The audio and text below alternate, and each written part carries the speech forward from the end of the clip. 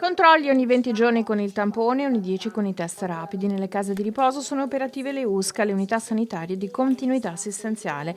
In Veneto sono 48. Oggi ne sono state costituite 48.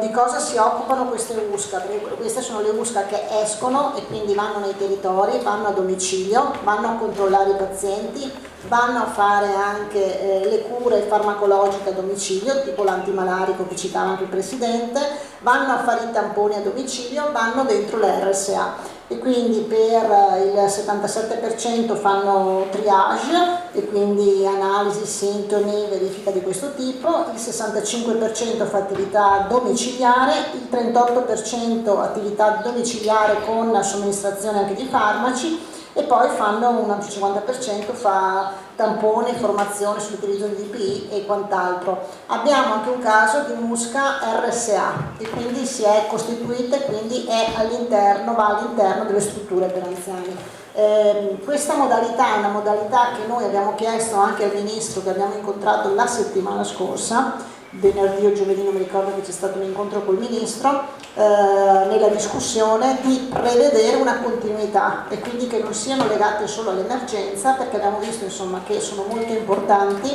che c'è personale, quindi molti ragazzi giovani anche molto motivati, molto volenterosi, che effettivamente stanno affrontando tutto il supporto di integrazione tra ospedale e territorio, la parte territoriale, la parte domiciliare, in maniera molto forte. Siccome abbiamo capito da questa esperienza che è altrettanto importante la presa in carico precoce, domiciliare, mantenere le persone a domicilio, curarle con anche la parte farmacologica, in questo modo abbiamo visto che ci sono risultati importantissimi e riteniamo che questa modalità sia una modalità importante, quindi non solo il Veneto ma anche altre regioni hanno chiesto al Ministro di considerare nel rafforzamento di tutta la parte territoriale anche questa esperienza, quindi renderla un po' più stabile e non legata all'emergenza.